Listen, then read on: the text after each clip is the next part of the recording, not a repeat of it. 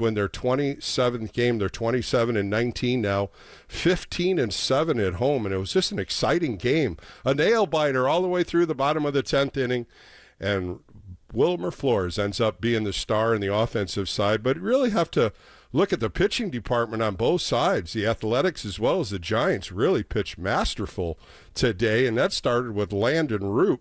One of his best outings for the San Francisco Giants this year, going 6 innings, 5 hits, no earned runs, 2 walks, 5 strikeouts.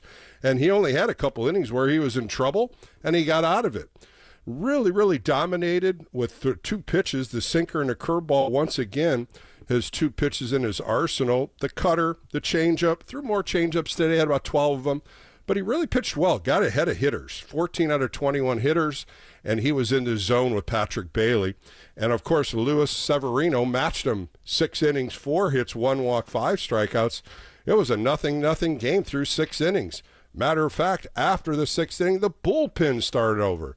And I can only talk about this Giants bullpen. It is number 1 in Major League Baseball with a 2.62 earned run average, and this bullpen was dynamic today.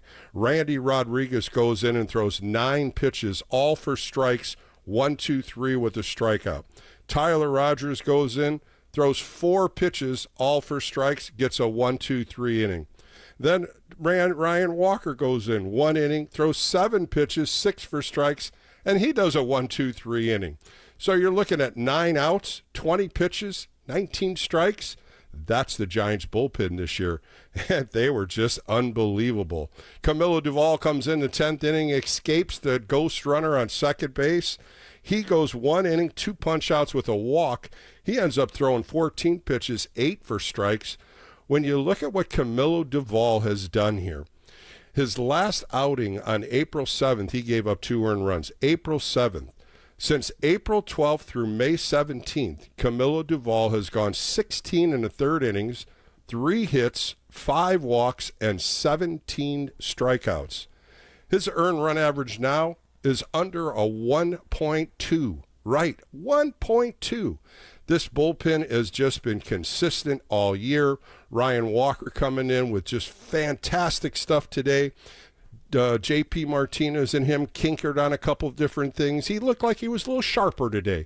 The breaking ball was there, of course, the 95-mile-an-hour sinker, and this pitching staff just dominated the Athletics today and ended up getting a win, 1-0. And you go back in this thing, just go in this game, back and forth, Landon Root and Luis Severino. When you look at what Landon Root did, 12 pitches into first. Then he had 14 in the second, 17 in the third, 22 in the fourth, 11, 16. This is what he did. He dominated in each inning. And this is something we've been waiting for from Landon Root, to get the consistency, getting in the strike zone, getting ground ball outs, 9 ground ball outs, 5 fly ball outs for Landon Root. And this is what's happening in this rotation now. Earlier in the game today, before the game even started, Bob Melvin made a change in the starting rotation. Jordan Hicks will go to the bullpen. Hayden Birdsong will get the start Tuesday against the Kansas City Royals. The switch has been made.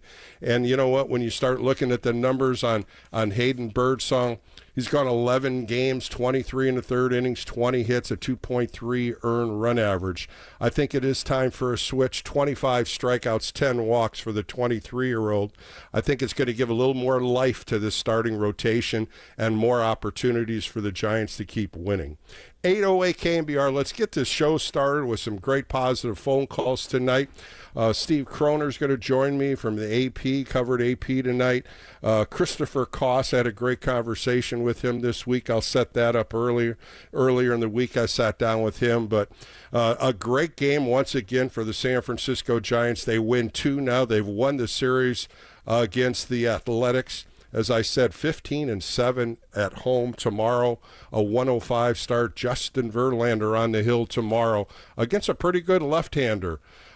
Jeffrey Springs, 4-5-3 with a 4.27 earned run average. I'm Bill Laskey. This is the Extra Inning Postgame Show. 415-808 KNBR. Get on the phone lines if you're leaving the ballpark.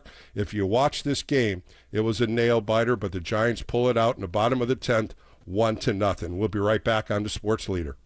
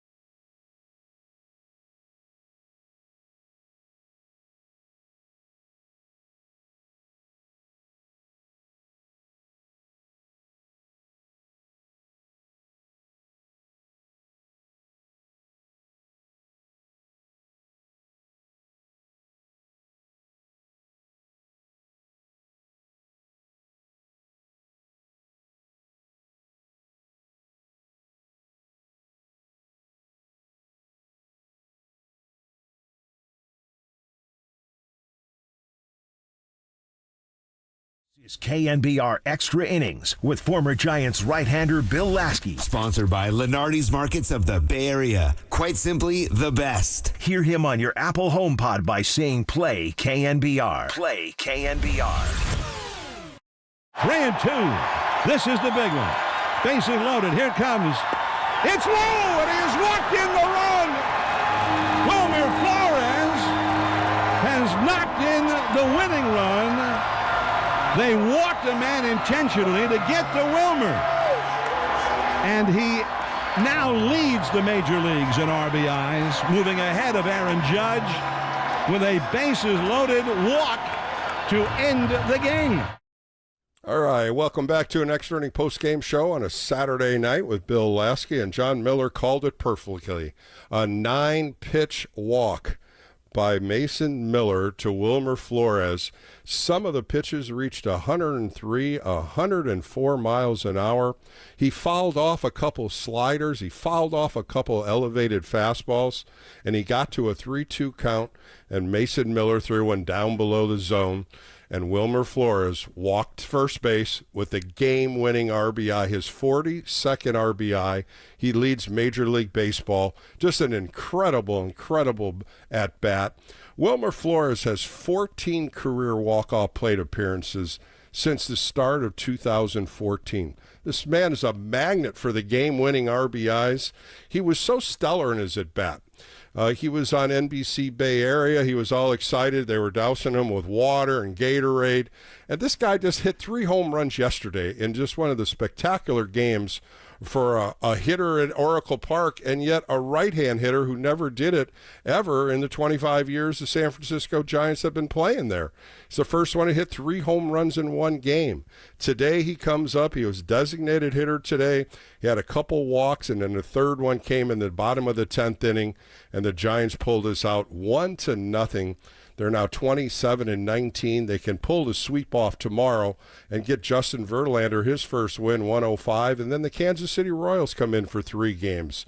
Giants are now 3-2 on this homestand. They dropped 2 out of 3 to the Diamondbacks. Now they've won 2 in a row against the Athletics. And tomorrow should be a good one. 105. It was cold, windy out there tonight. Giants as well as the Athletics. After 9 innings, they both had no runs on 5 hits each. But just a good pitching matchup. The performances on both sides were stellar all the way down to the bottom of the 10th inning. Just a great game and a good win for the San Francisco Giants. 415-808-KNBR. If you want to get on the phone lines, let's go out to South San Francisco and talk to John. John, you're on Extra Inning Postgame Show with Bill Laskey. Hope you're well tonight. Hey, Bill, how are you? I'm doing pretty well, man.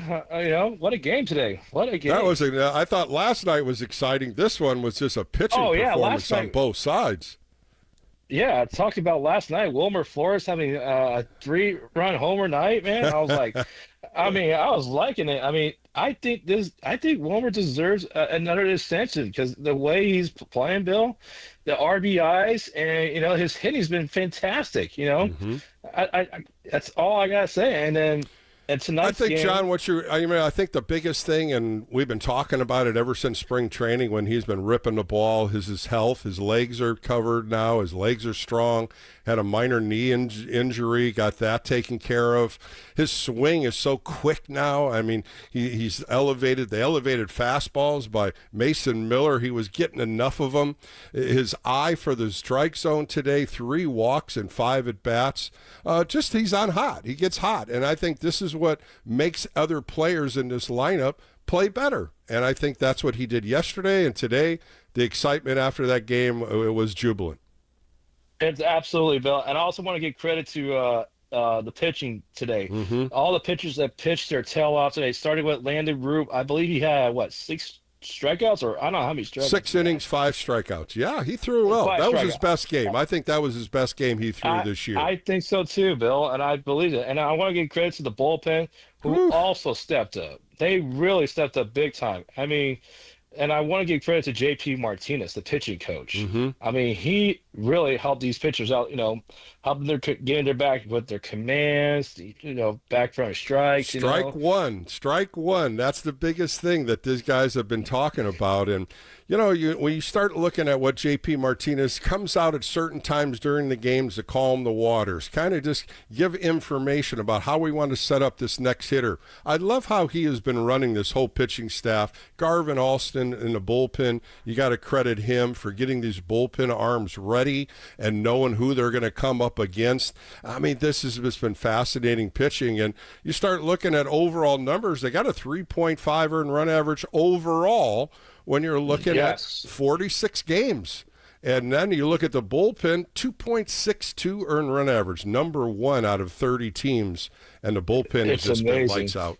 Mm-hmm. It's so amazing, Bill, how their ERA has gone way better this year, and I'm actually happy to see that. All the pitchers are pitching well, and I also want to bring up about Hayden Bursaw, who's getting the nod against Kansas City on Tuesday night. Yeah, I think it was the right move. I mean, the only problem was for Jordan Hicks. He couldn't throw strikes. I mean, Wednesday he couldn't get anybody out against the Diamondbacks. He struggled in the first inning. He's been struggling in the first innings, and you're absolutely right. Not throwing strikes. He's got the arsenal. He's got 99 to 101, a great slider. But I think it's the longevity of a game. He can't get those 3, 4, and 5 innings. And most of the time when he did, the second time around, a lot of the hitters got to him because it was really, if I can connect with the fastball, I'm going to get him because he threw so hard. But he just didn't get the outs. He got a lot of ground ball base hits, a couple balls in the gap. I thought it was a good move. And, I was wondering after Hayden Birdsong came in, that was really one of the tough outings he had in that game. They ended up losing a real close game against the Diamondbacks. And I was wondering if that switch was going to happen. And I thought, John, maybe they give Hicks one more start. But you know what? They thought about it. They decided, and I thought it was a great move. And I loved what Bob Melvin said. Jordan Hicks said, I'm fine with it. Let's, anything I can do to make this team win. And that's what you want out of a player. Absolutely, Bill. And another thing is I want to give credit to the offense. Finally got their hitting back. You got Fitzgerald back in the lineup. It's really huge to get Tyler Fitzgerald back in the lineup. Oh, I agree. I know when he was out, I was kind of getting a little kind of worried at the time, Bill. We're like saying, I also want to give credit to Christian Koss, who, honestly, he's been bouncing around with 500 teams, I believe. Yeah, he was with the Colorado Rockies. He was with the Boston Red Sox. I got a great interview coming up with Koss later in the show today. And what's funny about this, John, is I talked to him on Tuesday, and we were in this conversation. You'll hear this because we talked about his first hit, his first RBI, the first major league ballpark where he looked around and said, wow, I'm in the big leagues. And then I started kidding him at the end of this, John. I kept saying, well, when are you going to hit your first home run? And he goes, Bill, I hit him on the warning track, and I know. And what does he do? His first at bat Tuesday night, he hit a grand slam. I almost fell out of my lazy boy. Yeah, it was great. He's a good kid. It was awesome. This guy deserves it. It was amazing when they had that team meeting, when Melvin made a team meeting, and said, Koss, you made the roster. I really like. And you'll hear that in that interview too, because I asked him how that all went down, and Koss told the whole story, and a lot of tears, and it's very emotional when you go through the minor leagues, bouncing around. You don't know if somebody's going to give you that opportunity. Bob Melvin did. He's cashed in. He's got a great glove. He's got a great personality, and you know what? He's a perfect guy in this team where he can fill in on defense if needed. He's done a lot of different things this year, filling in for Fitzgerald, and I like my buddy Fitzgerald. He's that spark plug. I do. And another thing is, I was listening to the Murphy and Marcus show. I think it was Wednesday. That's when Christian Koss was talking to Brian Murphy and Marcus Boucher. And then, I was like, what were you doing before? I'm talking to you guys. He's like, I really enjoy, listening to you a lot, Bill, and, listen to, all the games with Krug, Kite, Miller, Fleming. And I also want to give kudos to FP Santejo and And also kudos to Joe Ritzel, who really is really good. I mean, they're going to be going on a road trip here. FP is going to go to Washington, Detroit, and Miami. I don't know what games he's going to have, but it's a good flow over. When these other guys can't make it, they've been filling in, and of course FP was fantastic when he was back with the Washington Nationals. He's a natural at it.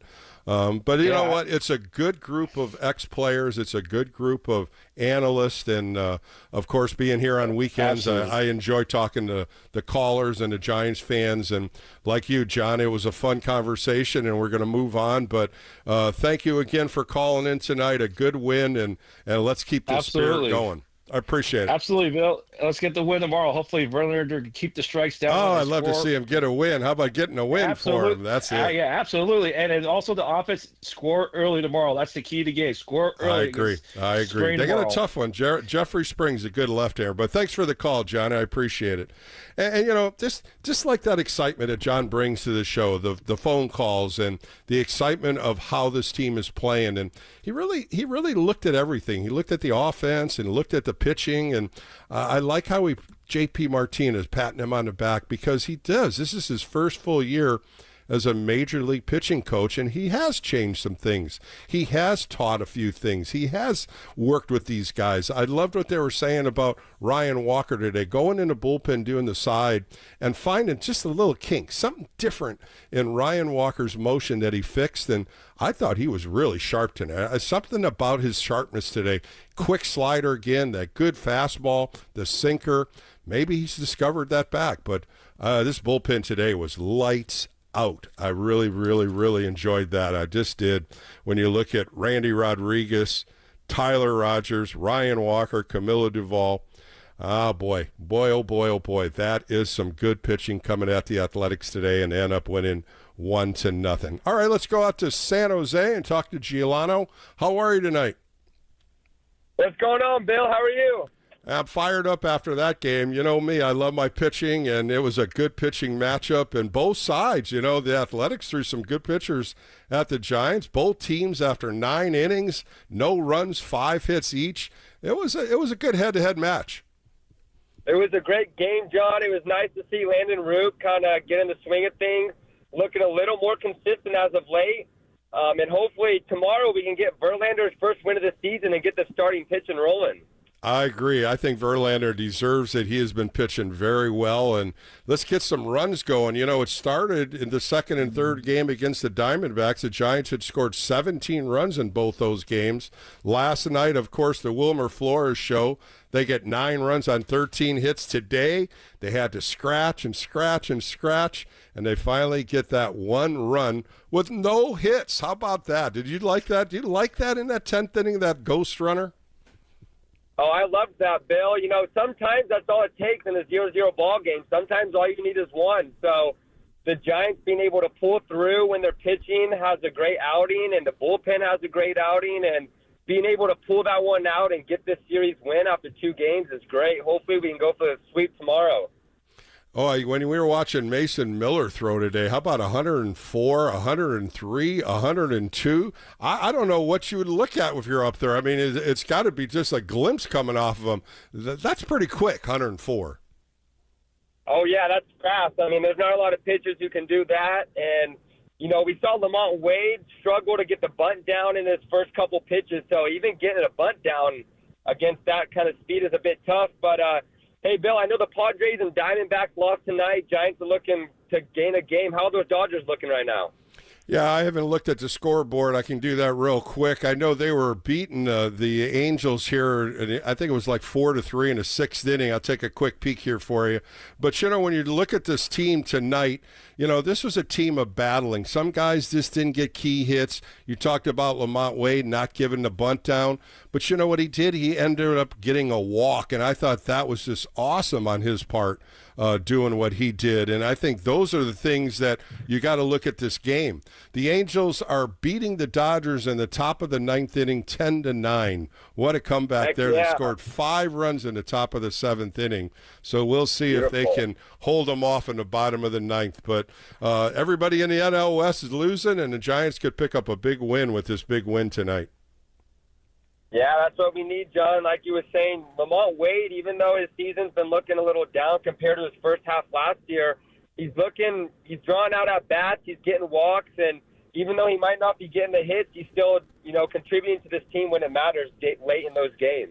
I agree. And the defense, too, once he played, I mean, he was out there today. Wilmer Flores had it the last couple of games. And, you look at Lamont Wade Jr. and Patrick Bailey in that 10th inning.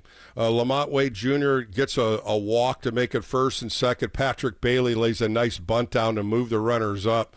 And those two guys have been struggling. You just said it. Both of these guys played a big part in that 10th inning to get that bases loaded when they walk Yastrzemski. But how about Wilmer Flores? 2 games in a row, the star of the game. Oh, man, I mean, it's great to see a healthy Wilmer. Last year he struggled with injuries a little bit. I don't think he was his full self. He's had a full offseason to recover and get healthy.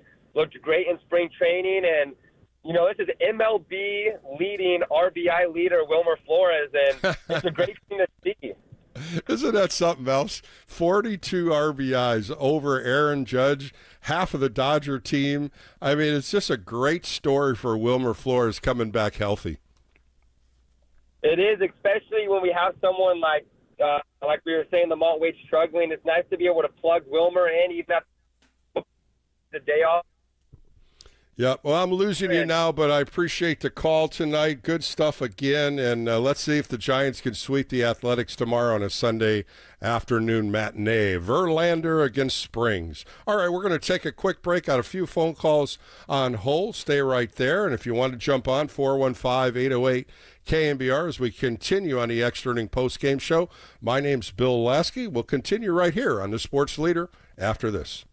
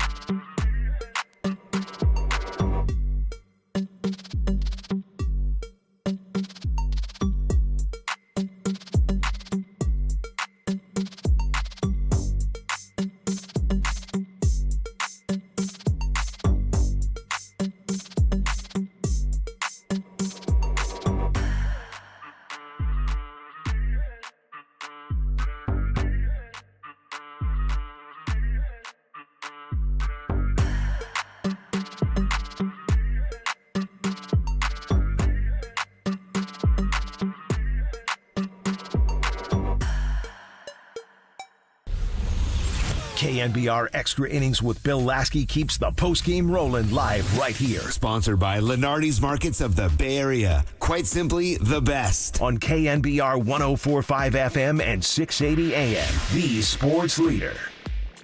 All right, back on Extra Inning post-game show. Cole playing a little anxiety, which was that how we all felt in that 10th inning, wasn't it? I mean, 1-0, bases loaded, 3-2. Here's the pitch from Millard to Wilmer Flores. Ball 4, game over. Giants win 1-0. An exciting time once again at Oracle Park as the Giants end up beating the Athletics for 2 straight games. One more tomorrow. Justin Verlander against Jeffrey Springs. That starts right here at 1:05. Let's take a peek at the NL West before we get back to the phone calls. The Mariners took 2 games now from the Padres. They won tonight 4-1 in a wild game in Arizona. The Colorado Rockies beat the Diamondbacks 14-12. 14-12. A wild one. It was going back and forth in that game. And now we're in the bottom of the 9th inning in L.A. Dodgers and the Angels are winning 11-9 with 1 out in the bottom of the 9th inning. And we'll see if the Giants can pick up a full game on the Padres as well as the Dodgers. All right, let's get back to the phone lines, 415-808-KNBR. Let's go to Edward in Walnut Creek. Edward, you're on the Extra Inning postgame show with Bill Laskey. How are you doing this evening? Hey, Bill. I'm doing good.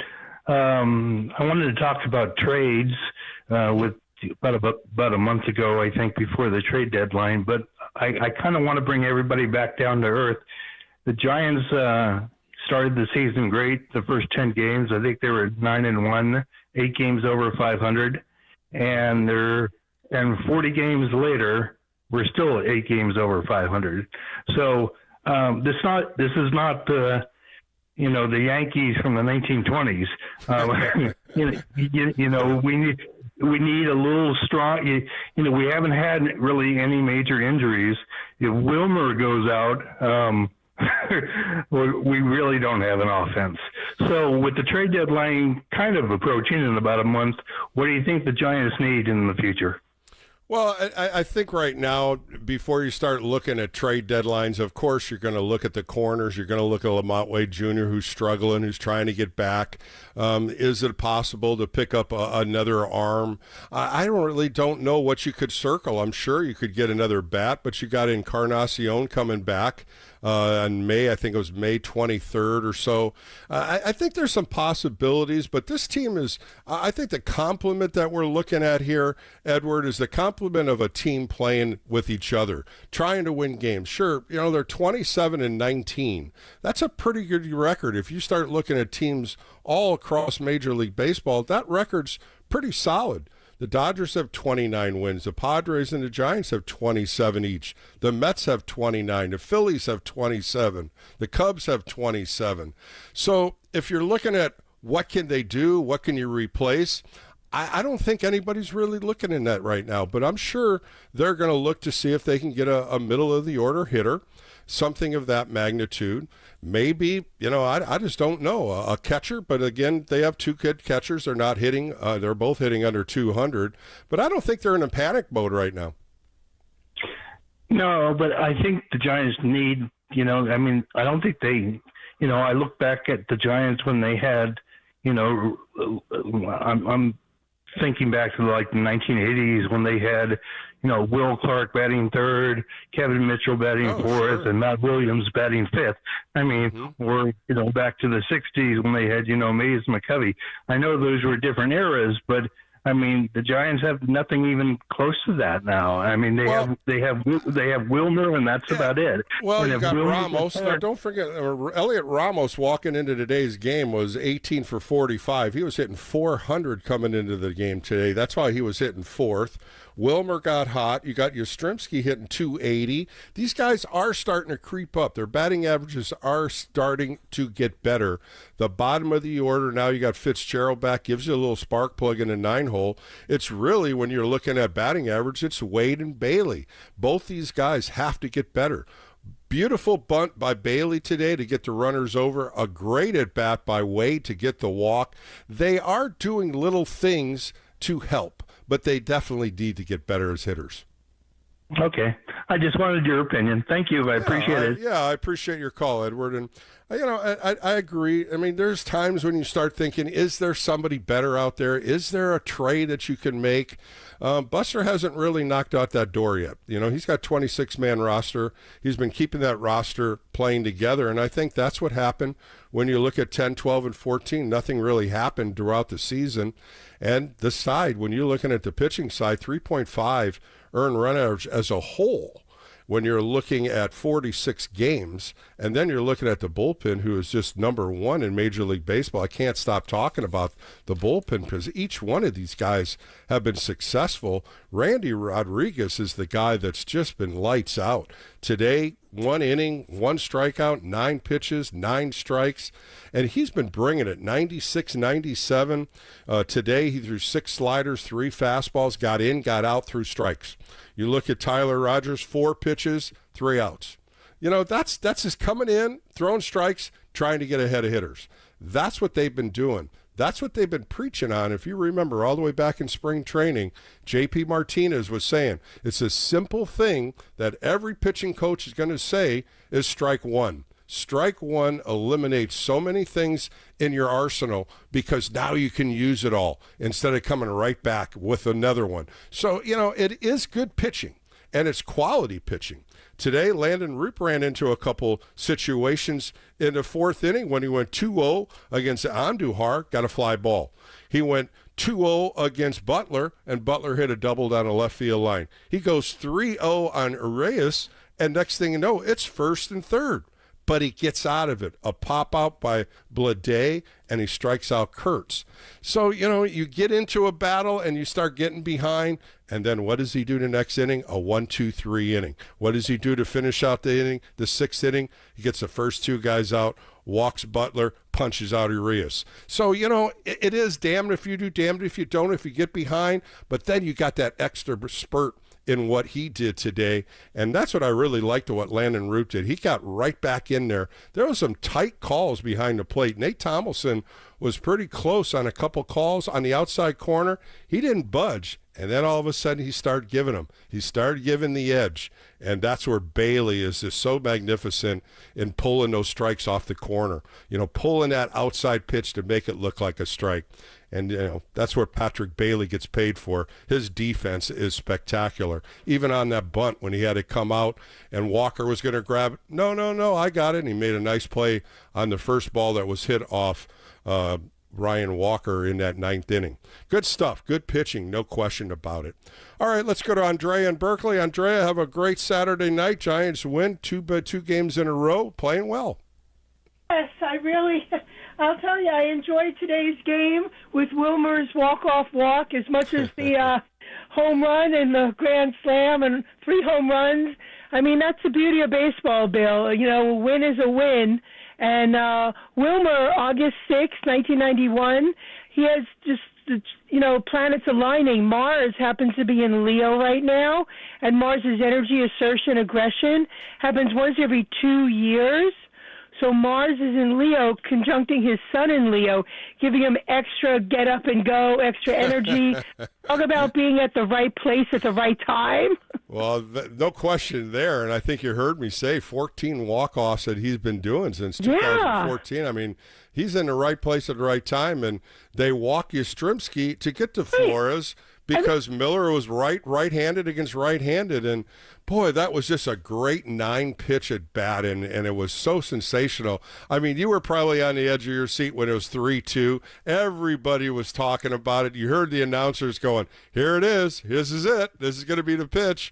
And, of course, John Miller, ball four. The Giants win the game. The excitement from these announcers just gets you going. And that was just a good game. It really was a good pitching performance on both sides. I know. I mean, to walk Yastrzemski to get to Flores, who had 3 home runs the day before. I mean, I've known baseball since 1973. That defies logic to me. Well, you know what they did, Andrea? If you were watching how they pitched to him, they pitched him away the entire game because all 3 home runs last night were all pitched inside, and he's so quick to that ball inside. And today, everything was away. He ended up getting 3 walks out of 5 at-bats, and they kept throwing him outside, sliders away, breaking balls down in the zone, fastballs away. But what about Mason Miller bringing in 104 miles an hour? Right. I could not believe that. That is just super, super quick. Right. I mean, he's a fellow Virgo. I admire him. They're playing the Giants per se, but, in his own right, he's one of the best relief pitchers the A's have, Mason Miller. Mm-hmm. And, to just kind of, I don't know, I guess it's front office or Kotze, whoever says, walk Yastrzemski to get to Wilmer. Well, you're going to go right-handed. The pitcher that's what happens, Andre. It's right-hand. Yastrzemski did struggle today. He got 1 base hit, got intentionally walk, of course, in the 10th. He punched out in the 8th inning when Fitzgerald was trying to steal second base. And he watched that pitch. It looked like it was right down the middle. A couple good at-bats, a couple not good bats. But I was surprised a little bit. I thought he would have gone after Yastrzemski, but they planned it differently. And the other thing, too, is it's a force out at any base. So it's a little easier on the defensive side also. Oh, okay, yeah, to have the bases loaded. Yeah, I mean, it just was just one of those endings. It's like, okay, well, yesterday was 3 home runs, and today's a walk-off walk. A win's a win. We'll take it. Yep, turn the page. What's going to happen tomorrow, Andrea? You got Justin Verlander throwing, and let's see if they can score some runs and get him his first win. I know. Remember I said the Giants got an extra pitching coach out of the deal, but everything else being equal in his, Saturn transits, delay not denial, it would be very nice to get him a win. So let's we'll do it all over again, Andrea, and I'll be on a extra inning post-game show to talk all about it. But thanks for the call, Andrea. It's always great catching up with you. Yes, and hopefully it's a Sunday fun day. There you go. All right, we're going to join in, and we're going to get Steve Kroner on the line here and talk to him about the game, what he saw, and that's going to come up next right here on the Extra Inning Postgame Show on the Sports Leader.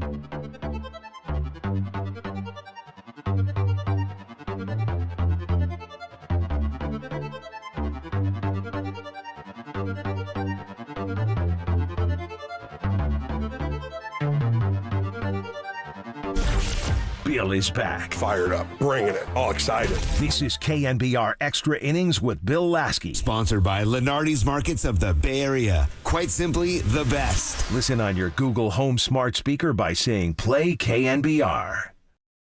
All right, back on the Extra Inning postgame show with Bill Laskey on a Saturday. The L.A. Dodgers have lost to the L.A. Angels 11-9. The Padres have lost to the Mariners 2 straight games. The Colorado Rockies and the D-backs split. So when you look at the NL West tonight, the Rockies and the Giants are the only 2 teams that won, and the Giants pick up a full game. So a nice night, and what a way to win this game on a walk-off walk. But it happens. Good pitching. One run, and the Giants end up winning 1-0. They're now 27-19. All right, let's bring in a good friend of mine. I've talked to him on Friday nights. Well, tonight it's Saturday. It's one of a kind. Let's bring in my buddy Steve Kroner. Steve, how are you tonight? Bill, I'm doing fine. It's not yet even 10 o'clock. We can go for a long time. Well, it's late night right Steve now. Kroner. I mean, I always catch you on a Friday night, but, you were busy last night going to see James Taylor. How was that concert, Steve? It was excellent. Beautiful night. He played for not quite 2 hours, maybe just about 2 hours. A very much of an enjoyable evening. And you missed the excitement at Oracle Park with Wilmer Flores' 3 home runs, and then today the walk-off walk by Wilmer Flores, the star of the game for 2 wins. Yeah, and, I echo what Mike Krukow said on the telecast, that the 2-2 slider that Mason Miller threw him tonight with the bases loaded, 2 outs in a tie game in the 10th inning, how he was able to hold off on that pitch is a great piece of hitting, or showing a great eye. Ball 4 was actually a fairly easy take, but right. Ball 3, that was a professional take if there ever was one. Well, Steve, I threw this out there earlier in a couple calls, 104 miles an hour, 103.5, and 102 coming at you, and you have to make a decision, as you just said, with a slider or a cutter that's coming back about 5-10 miles an hour or less, and you got to have that quick reaction to it. Wilmer Flores was the right guy up at the right time. Yeah, I think it'd be exaggerating to say that plate appearance was greater than what he did last night. But in some sense, it did show what a professional hitter is supposed to do. Because, as you said, Bill, to be able to react, again, that 2-2 slider was a great pitch by Miller, and it was out of the strike zone, but not by much. I'm guaranteeing you 85 to 95% of right-handed hitters in the major leagues are swinging at that pitch, and probably 85 to 95% of those guys are not making contact. For Wilbur to take that pitch, to get it to 3-2, that might have been the pitch of the night. There was another at-bat that Lamont Wade Jr. really fouled off. He tried to bunt a couple times, and then he worked a walk to make it first and second. I thought that was a good at-bat, but the Patrick Bailey bunt, what a clutch bunter he was, and he laid down a perfect bunt where Miller had to pick it up and throw to first. Would you have thrown to Yastrzemski at that time? I look at what Marcotte did to force at each base. But do you think you would have gone after Yastrzemski? Because Yastrzemski's got a hard time with the elevated fastball. Yeah, I see both sides of that. It didn't surprise me, put it that way. You are going righty, and you figure Miller has had pretty good control. The weird thing with having the placed runner at second base, the Giants had, I believe, 5 hitters. The ball did not get out of the infield, and they win the game. Mm-hmm. They had a bunt, they had a couple of walks, and a strikeout. The ball never got out of the infield, and they didn't have a base hit, and yet they won thanks to the placed runner. But just getting back to the question, I didn't think it was a bad move. I was not surprised by it. I certainly could see the other way, too, because Wilmer hit 3 home runs last night, and the issue when you get the bases loaded, your margin for error as a pitcher is that much smaller because you can't walk him. If you can pitch a little bit around Yastrzemski, I guess. But again, I don't question Marcotte's decision there. I certainly see why he did it. Steve Kerner joined me on the Extra Inning postgame show. We got to talk about this bullpen the Giants are throwing out there. 2.62 earned run average, number one out of all 30 teams. And I think the Astros are next with like a 2.75. But this bullpen tonight was just lights out when you look at Rodriguez, 9 pitches, 9 strikes. Tyler Rogers, 4 pitches, 4 strikes. These guys are getting 3 outs. And then Ryan Walker comes in, 7 pitches, 6 for strikes. They got 9 outs on 20 pitches and 19 of them for strikes, Steve. That's exceptional. I think there's another couple of E words there, too. Efficient is definitely one of them. Economical is another. Yeah, I mean, don't blink. The inning's going to be over. Yeah, that's, I mean, it makes it easier on your fielders too, because if it's strike 1, strike 2, you're ready to go. When guys fall behind, you're supposed to be a professional and be ready on each pitch. But we're all human too. If the pitcher's throwing ball 2, ball 3, every other batter or something, it's kind of natural that you're not quite as ready to go. But when you're throwing, as you said, Bill, 20 pitches and 19 strikes. With 9 outs, and you got 9 outs out of it. Your starting pitcher would do that in 1 inning, and you're getting 3 innings out of these 3 guys. But I threw the numbers about Camilo Duvall. 17 games he's been in. He hasn't given up a run. 16 and a third innings. He's given up 3 hits, 5 walks, 17 strikeouts. And he was the perfect guy to come in that 10th inning because he's got electric stuff. He got a nice strikeout to the first hitter. It was a switch, or a pinch hitter came in, a punch out that he got Kurtz on a ground ball to second. He ended up walking Jacob Wilson, and here's a guy that was hitting over 350 coming in to the series, and he's 0 for 7 so far. He's a damn good hitter, but they've shut him down. And I thought that walk was pretty good. I mean, they pinched the corners and then ended up walking him. And then they came back and just struck out Brent Wooker with a 94-mile-an-hour slider on the outside black. And, it was out of the zone a little bit. Rooker swung over it. And that right there, I thought the adrenaline and the motivation and how he came into the game and how Camilo has that little leg kick after he strikes somebody out. He jumps up a little bit. He's been pitching dynamic, and I think what that Bob Melvin's been doing with him and Walker, I have no problem with him switching off. Yeah, he's been doing that for a few weeks now, and nothing succeeds like success. I will go back to the first batter of the inning, Blade. I do question. I don't know if he was doing it on his own or it was a sign from Mark Kotze. I was a little surprised that Blade was bunting there. That the game is still tied. He's a left-handed hitter. You figure worst comes to worst, he pulls the ball to the right side, and you get the place runner Schumann to get to third. But he tried to bunt, and as Mike and Dwayne were saying on the telecast, it's hard to bunt a guy who throws as hard as Duvall. Especially elevated, and that's what he did. Exactly. He got a couple of balls up, and that's real difficult to try to bunt. And he got 2 strikes on him because of failed bunt attempts. I was a little surprised there, and then Duvall struck him out, I think, on a slider in the dirt on which Blade had no chance. I was a little surprised that Blade wasn't up there at least trying to hit the ball the right side.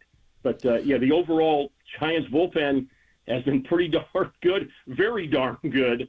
And put it this way, too, it looks like Walker has kind of found himself again. If that's the case, as you've been extolling the virtues of Rodriguez all season, and deservedly so, that bullpen is without it's sharp. Getting it really into hyperbole. It's lights out right now.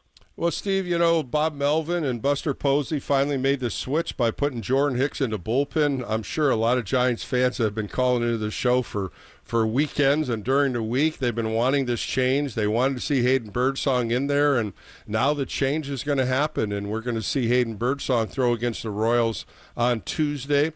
And, of course, Bob Melvin said Jordan Hicks was fine with it. He'll work what he needs to do out of the bullpen. He wants to continue to win.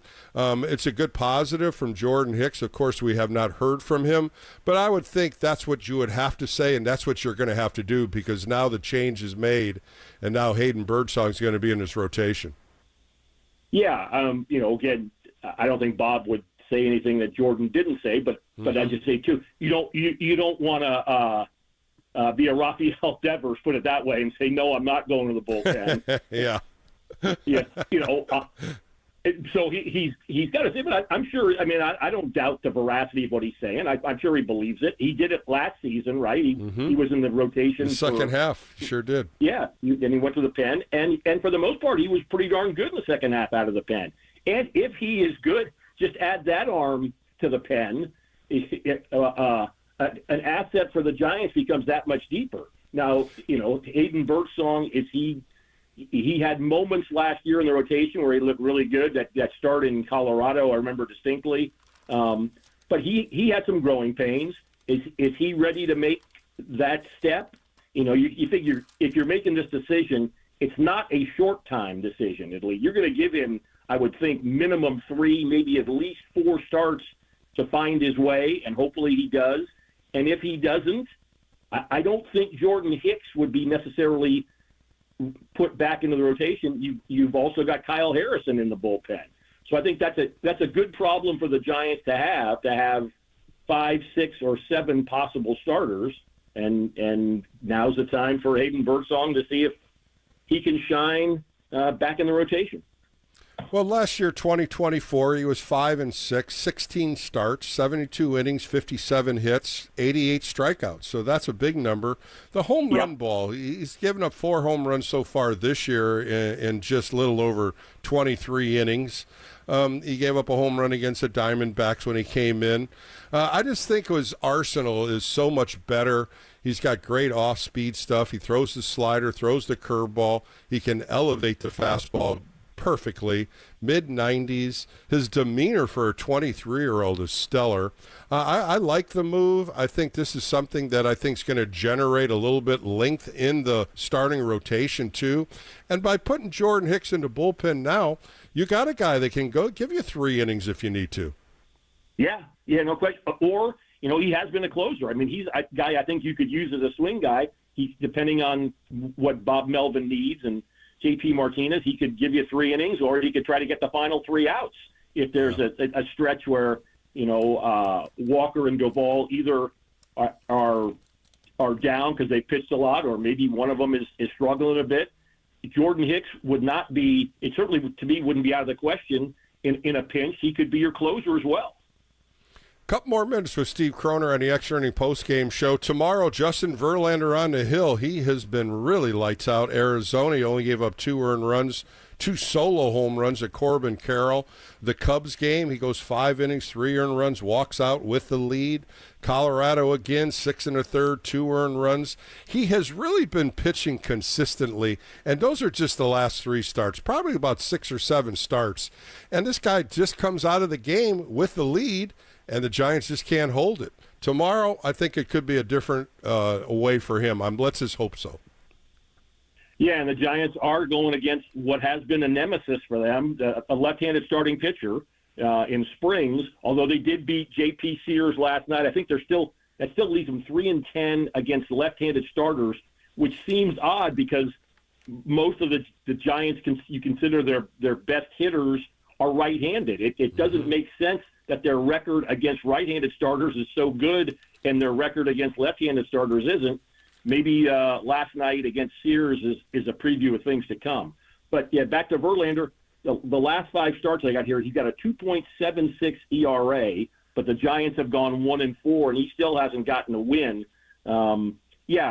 Look, his career is automatically stamped to Cooperstown, but he's a human being too. I'm sure he'd like to get a 1 in that win column instead of the 0 for 0-3 at the moment. Maybe tomorrow's the day. Well, last one for you, Steve. Coming in here watching the Athletics and looking at the numbers, they had really good numbers on the road. I think they were like 14-9 coming in here. Now they're 14-11. But playing in Sacramento, they're 8-13. And they've been getting walloped in Sacramento. The ball's flying out of there, and it's not even June or July yet. I talked to Johnny Dasco the other day, and he says it's just a different breed. It's a different way of playing baseball at the big league level in Sacramento. And he's saying the same thing. Ball's not even hitting, the warm weather yet where the ball's going to fly out of there. He says it's going to be real difficult to have games under 10 runs, especially when you got the Yankees win in there. The Yankees ended up winning 11-7 and 12-2. You know, and then you look at and the other game was 10-2. So a lot of high-scoring games, and the same guy pitched today. Luis Severino was lights out on the road, and he's getting walloped in Sacramento. How do you think this is going to play out? Yeah, I was just going to mention Severino right before you did, Bill. Yeah, I got to believe, as you say, once you start getting Sacramento weather in the summer, it might not be Coors Field, but it'd be pretty close. It's going to wear on the A's. I don't think there's any way around it. When particularly if you consider for 57 years now, obviously not all their players and pitchers were 57 years in the Coliseum, but the Coliseum for the most part, particularly the night games, was a pitcher's park, and now it's a complete different mindset. If you're a pitcher for the Athletics, it's hard to say without saying Oakland. But you go from a park where you can be a fly ball pitcher at the Coliseum, particularly if you're pitching at night. You can't be a fly ball pitcher at the ballpark in West Sacramento, Sutter Health Park, because if you're a fly ball pitcher there, you're flying out off the mound in about the third or fourth. You're backing up third a few times. Yes. No doubt. Yes, indeed. All right, Steve. Well, thanks again for joining me on a Saturday. It was great talking to you, and we'll see if the Giants can sweep the Athletics tomorrow. First pitch right here at 1:05. We'll see, Bill. Let me throw out one shout out to John Hughes, the longtime scout. He's a scout for the A's now. He pitched at Cal. He was also the pitching coach for more than a decade. And today at the Stu Gordon Stadium, it was John Hughes' day, and he threw out the first pitch, and he threw it to his son, Dustin, who happens to be the bullpen catcher for the A's. John Hughes means a whole lot to Cal baseball, and Cal baseball means a whole lot to John Hughes. I'm tipping my cap to John Hughes tonight. Oh, that's a great shout-out, too, and I know you're a big Cal Bear guy yourself. But thanks again, Steve, for your time tonight. Bill, my pleasure. All right, coming up next, I sat down with Christian Koss on Tuesday. I kind of told his story a little bit to one of my callers. I talked to him on Tuesday afternoon. Of course, that night in his first at-bat, he hit a grand slam, and this is a fun interview. I love talking to this kid. I talked to him in spring training and have a lot of enjoyment talking to him and the excitement of a Southern California kid playing for the San Francisco Giants. That's coming up next. I sit down with Christian Koss right here on the Extra Inning Postgame Show, and we'll be right back.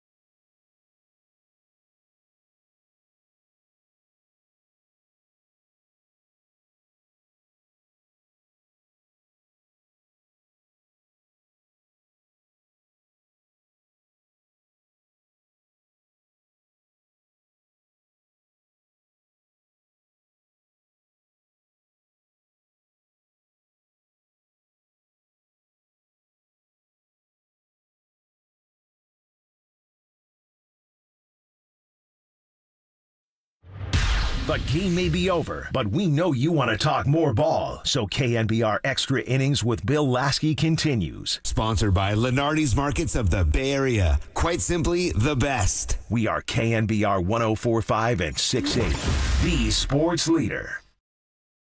Welcome back to the Extra Inning Postgame Show with Bill Laskey. I'm really excited to have my guest back on. We had a nice conversation through spring training. He's from Riverside, California, wearing number 50 in the big leagues. Let's welcome in Christian Sauce. Christian, how are you today, pal? Doing great, Bill. How are you? Oh, I'm so glad to catch up with you. And I want to go back when we were talking in spring training. You were having a good spring training. You and I both didn't know where you were going to go, if you were going to go to Sacramento or start the year in the big leagues. And the next thing you know, you're in the big leagues. How did Bob Melvin bring you into the office, and how was that speech he made to you? Yeah, that was actually, we had a team meeting before our last exhibition game against Detroit here at Oracle. And just talked about, things the club values and, things that players do well, and mentioned that I was going to be one of those players that gets to join the team in Cincinnati. So it was a special moment that I got to share with everyone in the clubhouse. And, luckily my family was in town, so I didn't have to call them. I was able just to see them right after and tell them. Well, that had to be emotional for your wife, Laura, as well as your family. I mean, this is something you dream about. This is what you and I talked about, going through the minor leagues, jumping around from Boston to Colorado, AAA, AA, and now you got that call. When you walked out there and you saw your wife and you gave her a hug, how emotional was she? Yeah, very, very. I don't know who had more tears between us, but it was a special moment. I think it's still surreal. Just enjoying every bit of it. Well, it turned out great. And, every time you do something as a first, and your first hit was in New York City against the New York Yankees, an infield hit, that was a lot of relief because you had a lot of ifs and ors, but it never broke through. You got to first base, and Mark Hallberg looked at you, and you looked up at the board and said base hit. That was a pretty cool moment. Yeah, absolutely. Like you said, there were a couple ifs before, kind of trying to scratch that one off. But yeah, definitely getting that first one's a sigh of relief, and it's been fun ever since. Well, I want to take you back at Target Field. Chris Paddock is throwing 17 in a row up, 17 in a row down. The perfect game is going on. You come up there and you get a nice base hit to center field. You broke up the perfect game as well as a no-hitter. What were you looking at when you were in on deck circle? What were you thinking about going up there and doing? Was hoping to get a middle of the way fastball. His fastball was feeling good that day. He also was playing that slider pretty well, so I chased the slider up early, so it was down 0-1, but kind of, reset and went back to my plan, and luckily I got a fastball middle of the way and just put a good swing on it. And, the following day, you come up in the ninth inning, another one-run game, and you lay down a beautiful bunt on the closer, Duran. You were looking at third base. You were probably thinking about it. What made you lay that bunt down? Yeah, it's something that's part of my game. I'm always peeking to see where a third baseman's playing. I tend to not want to do it early in the game because then it alerts them for later in the game situations. But yeah, also they had switched third basemen. Royce Lewis was over at third the whole game, and I was kind of peeking at him, and he was playing in on me for the most part. That at bat, Brooks happened to be playing back and took my chance at the opportunity. Christian, when you lay bunts down like that, it's the lateness of bringing that bat up to try to lay the ball down, trying to catch the ball, trying to move the ball to third or first. These are things you've always worked on. But when you see the opportunity to do it, does the heartbeat get a little quicker? Does the thought pattern get a little faster? Yeah, a little bit. I think it's how you can control it. I think before the at-bat, had a couple coaches mention about peeking at the third baseman, seeing where he was. So in the on-deck circle. That was in the back of my mind. And once you get in the box and you see the opportunity, you kind of just try to rely on the mindset of, if I get a good pitch, I can get it done, because of the work I've put in and I know how to execute. So, yeah, luckily enough, I did that. That voice you hear on the Extra Inning post-game show is second baseman Christian Sauce, and we got to talk about defense. We talked about this in spring training and how much you work at it, how you make your balance so much easier on your throws, the backhand, as well as the balls going out to short right field. Defense is a big plus in your game. When you think about what you got to do and you're looking at all your cards on defense, what are some of the things that are gravitating in your before that ball's hit? I think speed of runner is a big part. Slow guy, no matter what play you feel like you can get off. If it's a fast guy, you're always going to – those are where the errors tend to happen because you tend to want to rush or be quicker than what needs to be. Speed of runner is always biggest thing. And we have good fielding cards. I think we're always in a decent spot. Feel I can read swings pretty well, so in the at-bat I can tell – whether a guy's early on a guy or late on a guy. So I think just being in the best spot pre-pitch and anticipating, knowing what's coming. Swings are different on curveballs than they are on fastballs. So, taking that into account into where you need to be. The same thing, Christian, on those balls that are planted in front of you where you got to come in and make that quick one-hand drop where you pick it up and throw to first base. You've had a few of those, and they've been pretty quick with those runners coming down the line. Yeah, like I said, those are things you practice pre-hand, especially with coaches. We try to mimic super fast runners and runners that we can be slower with. Trying to give as much game feel as we can.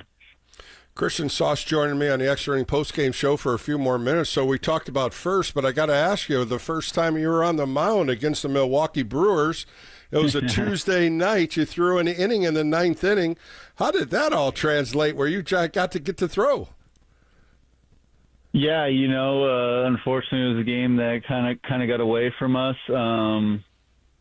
And Melvin just came up to me and said, if we don't get any here, you're going to go on the mound. You okay with that? And sure enough, I said, yeah, but yeah, it's something you dream of doing, as a position player, as being on there. I would have liked a warmer day because then I would have been able to try to throw one hard. It was too cold to do anything but do the lob cutters that I was doing. So, well, the cool thing about it, Christian, you only threw 7 pitches and you gave up a hit, but you got out of the inning on 7 pitches, and that was pretty cool. Yeah, all strikes. That was another feat that was cool too. Well, the first home run we haven't seen yet. You're getting close on those. You had a couple of them right at the wall. When you go up to the plate, there's no thought pattern. You're just trying to swing the ball, you see the ball, hit ball more or less when you're trying to hit a home run. Yeah. There's no thought of trying to get that first one. My thought is line drives up the middle. Most of the time it's move a runner kind of mentality thing. But yeah, if you run into one, you run into one. But I'll take my line outs to center all day. Well, let's have some fun questions here. You're in the big leagues for the first time. What about big league travel? How do you like getting on those charter planes? Yeah, that's definitely different. It's awesome. It's easier access. The seating's a little more comfortable. I don't think I've ever eaten more on a plane than I have in the past month. So, how about hotels? You get that luggage brought to your room. You don't have to lift anything. Yeah. Just pick it up at the doorstop. And how's that been? Yeah. Hotel's been cool. It's been amazing, man. It's everything and more. I think it's taken a little to get used to all that, not touching your stuff and letting people get that. But yeah, it is everything it's cracked up to be. So your wife and daughter's been in San Francisco. I know we talked about going out to eat and going to different restaurants. Have you found many things to do in San Francisco on a couple off days? I mean, we've gone around to the wharf and everything. We found a good breakfast spot, breakfast at Tiffany's, that we've been going to. Yeah, it's just a nice little diner-like place. But yeah, we like the zoo out here too. That's good. That's good for your daughter too. She's probably enjoying it. But I gotta ask you, Christian. I'm looking at you, and you're bringing up sweatbands with dollar signs on the S's, and you're styling a little bit on some of the apparel you're wearing. Where did you get all that, or did you design it? Partially. I mean, my wife makes it, but yeah, I was partial in design. There's a smiley face in the O, so yeah, it's just kind of one of those things. You got to bring your own style and Shazam to what you are, and you got to own it out there. And I feel I do that. Well, last one for you. When you're thinking about playing daily and you're doing it, every day now that Fitzgerald is hurt and Schmidt's coming back, you got to enjoy yourself on the field. You smile a lot. You talk to Willie Adames a lot. And, these are the fun times of your career. Tell me what's something that you just said, wow, I'm in the big leagues. Looking up at a stadium, looking up at the crowd. What is something that just said, wow, I'm excited to be here? Yeah, I think that's every day. Every day I show up to the field and feel like that. There's been some special moments on that left side of the infield where Chappie or Willie does something that, you didn't think you'd see, and then sure enough, they make a play. And so, yeah, but I think every moment here and every moment with this team is pretty special. Well, Christian, good luck. It's always great talking to you. I got out there to meet you a couple times, and let's just keep it rolling, my friend. Get on that bag and maybe hit a home run and get that first home run for you. Yeah, we'll stick to the line drives. Maybe one of these line drives will sneak over. All right. Thanks so much, Christian, for your time. Thanks, that was Bill. Christian Appreciate Sauce you. on the Extra Inning Post-Game Show. More coming up right here on KNBR, the Sports Leader.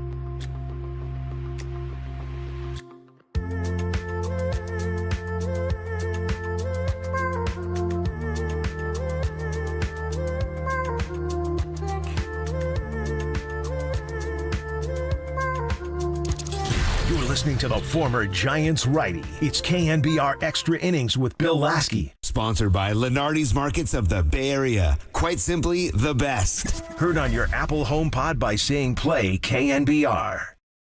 Welcome back to the Extra Inning postgame show on a Saturday night with Bill Laskey as we close out a great night tonight as the San Francisco Giants win 1-0 against the Athletics at Oracle Park as they score a walk-off walk with Wilmer Flores in the bottom of the 10th to win the game 1-0. The Giants go to 27-19 on the season, and they're going to do it all over again tomorrow. 1:05 first pitch, Justin Verlander for the Giants, Jeffrey Springs, a left-hander for the Athletics. I want to thank my guests tonight, Steve Kroner and Christian Koss. You can hear both those interviews on all KNBR podcasts. I want to thank my producer, Cole LaPelt, for doing the show. Thank you for listening in and making all your phone calls. We're going to do it again tomorrow right after the game. Kyle Harrison will join me, and we'll talk about pitching out of the bullpen. And Jim Cott, the Hall of Famer, will talk more pitching and just some great stories from the Hall of Famer. For Bill Laskey, be safe, be well, have a great rest of the night, and we'll have more coming up right here on KNBR, the Sports Leader.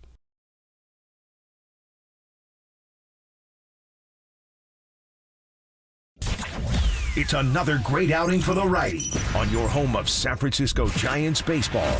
KNBR 104.5 and 680, the Sports Leader. Play KNBR on iHeartRadio. Phenomenal. They're able to work with you. They're great. Call for your free debt resolution information now. 800-200-6895. 800-200-6895. Are you paying too much for term life insurance?